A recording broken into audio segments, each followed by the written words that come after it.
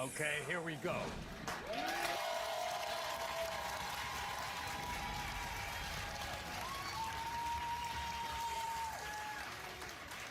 In the case of 10-month-old Priscilla? Gwyn? you are not.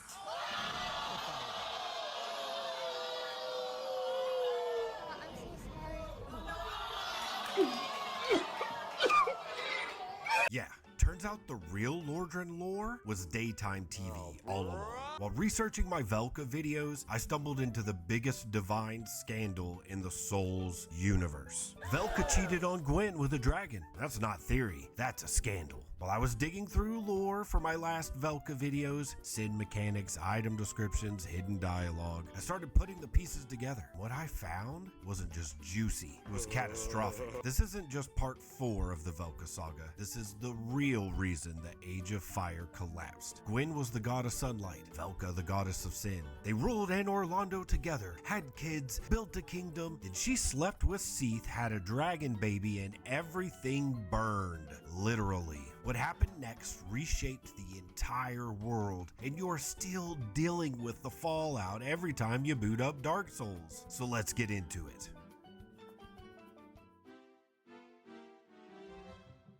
Let's rewind the clock. Way back before the flame, before the betrayal, before Gwendolyn was out here cosplaying the moon.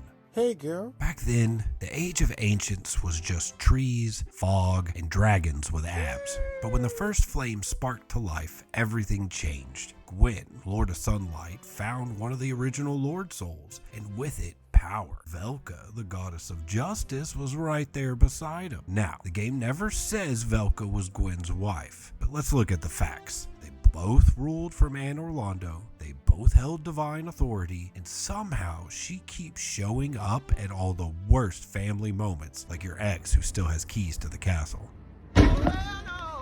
Together they ruled. They had kids, at least 4 of them. First came the Nameless King, Gwyn's mighty heir and dragon slayer in training. Then Guinevere, the goddess of fertility and, big illusions. After that came Philinor, the silent sleeper, handed over to LinkedIn Land, the Ring City, as a divine peacekeeper. And finally, Gwendolyn, raised under the moon to honor his mother's, let's say, feminine energy, the divine nuclear family. Powerful, radiant, probably had a family portrait hanging over the Anor Londo fireplace. And for a while, things were solid. The gods had won the war against the dragons, with Seath's help, no less. And Anor Londo was the golden city of the gods. Like all divine fairy tales, it doesn't stay golden for long.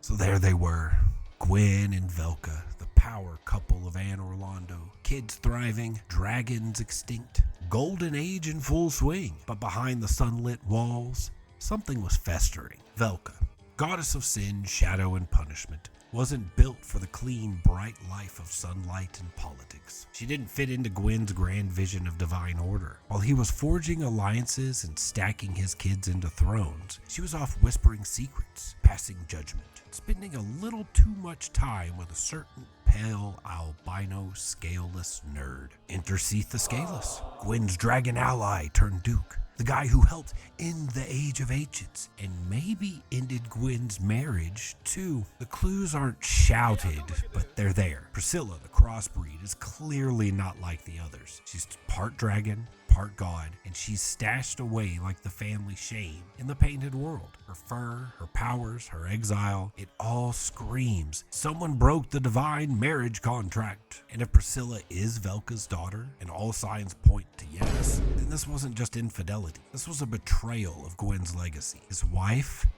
slept with a dragon and his most trusted ally. So what does Gwyn do? He flips. First, he cuts off the Nameless King for siding with dragons and exiles his firstborn. Then he casts Velka and her child completely out. The painted world becomes a divine dumpster for sin and shame. Priscilla is hidden away. Velka disappears into shadow. And Seath, he doesn't get executed. No, Gwyn locks him in the archives, surrounded by madness and crystals, like some arcane prison with a library card. It wasn't just about dragons. It was personal, it was betrayal, and Gwyn never recovered.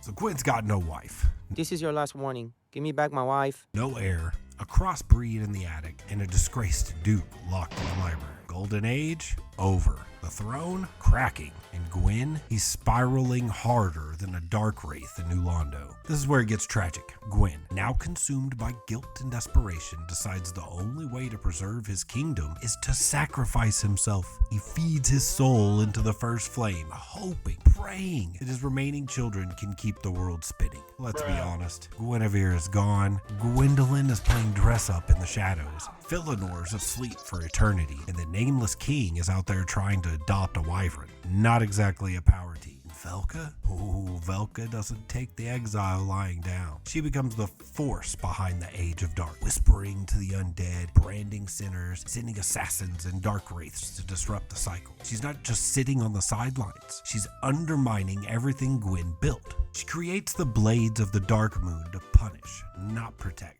She empowers agents to snuff out the flame and bring about the Age of Man. Not because she wants humanity to rise, but because she wants Gwyn's legacy to fall. What started as divine betrayal becomes a holy cold war. One burning soul in the kiln, one vengeful goddess in the shadows, and a bunch of clueless chosen undead stuck in the middle. So what does this all mean for you, the chosen undead? Bearer of the curse, unkindled ash? Simple. You're walking into the ruins of a broken family feud with a sword and no context. You think you're just linking the fire or rejecting it, but really, you're just finishing a war between two gods who used to be married. Gwyn, still clinging to a world of light and order. Velka, clawing from the shadows to tear it all down and start over. Every time you snuff a flame or slay a divine heir, you're playing right into someone's ancient grudge. Velka didn't disappear. She moved underground. Into the cracks, into the covenants, into the cycles. She became the queen of sin, not just because it suited her, but because it was strategic. Because even if she couldn't kill Gwyn outright, she could make sure no one ever kept his dream alive. And maybe that's why you never see her, why she's never a boss, never summoned, never even fully confirmed. Because Velka isn't a god you fight, she's a god you serve without even realizing it. She's the one who set the pieces in motion so that when Gwyn's light finally faded, no one would be left to relight it. This wasn't just the end of the Age of Fire. It was the final act of a divine breakup that reshaped the world. And you, poor soul, just wandered into the wreckage with a sword and a dream.